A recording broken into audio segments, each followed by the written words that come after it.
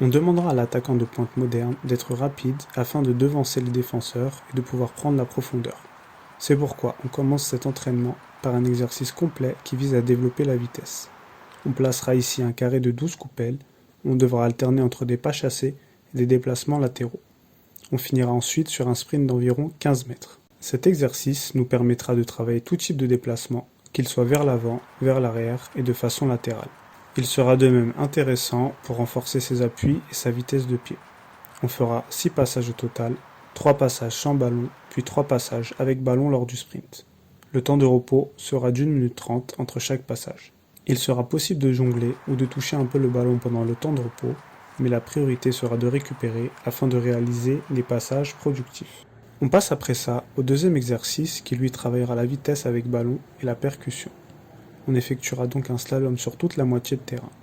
On pourra par exemple placer 4 coupelles, les contourner, puis finir en visant des zones dans les buts. On essaiera de mettre le plus de vitesse possible sur cet exercice, tout en ayant la tête levée au minimum et en maîtrisant correctement son ballon. En tant qu'attaquant, on sera parfois amené à faire de longues courses avec le ballon.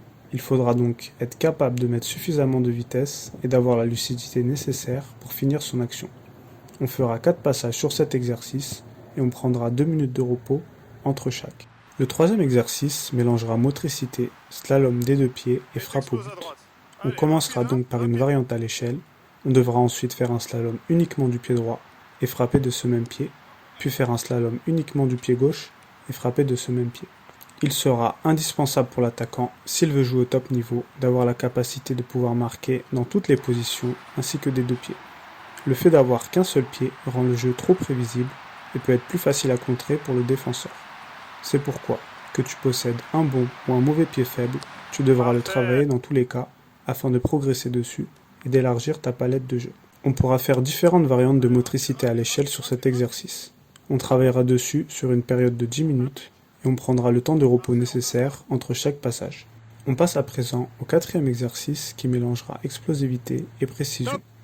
On commencera par rester 20 secondes en position chaise, puis on devra accélérer le plus vite possible à l'entrée de la surface pour finalement frapper au but. La première partie de l'exercice nous permettra donc d'être plus dynamique dans les premiers mètres et par conséquent de gagner nos duels face aux défenseurs.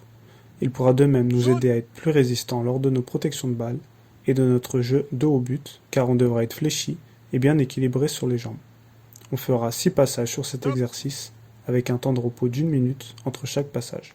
Pour le cinquième exercice, on travaillera sur du slalom technique, avec ici aussi différentes variantes, qui peuvent être pied droit, pied gauche, double contact, extérieur des deux pieds, etc. On fera un aller-retour, plus un aller, et on finira par une frappe au but. L'exercice aura pour but de développer la maîtrise technique, notamment dans des périmètres plus restreints. Et comme pour les autres exercices, on travaillera aussi sur ces frappes de balle. On travaillera sur une durée de 10 minutes au total, et on prendra le repos nécessaire entre chaque passage. Le sixième et dernier exercice sera ciblé sur le dernier geste. On placera quelques coupelles proches du but, et on devra faire suivre un dribble d'une finition.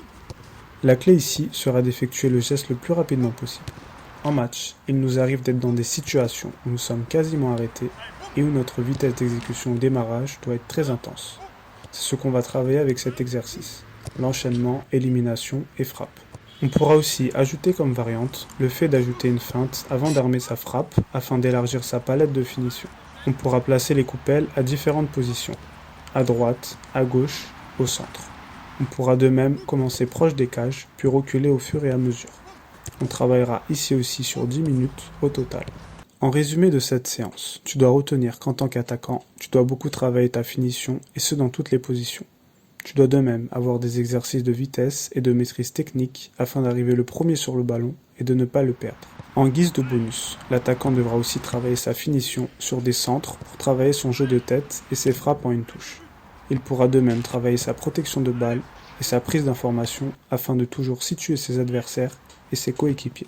Ainsi s'achève l'entraînement et cette vidéo. Tu peux mettre ta pierre à l'édifice en t'abonnant et en activant les notifications. Tu peux de même liker, commenter, partager, ça aidera à développer la chaîne. D'ici là, on se retrouve très vite pour d'autres vidéos sur l'entraînement. Donc voilà, je recommande ce livre pour les footballeurs. Karim Tarouat.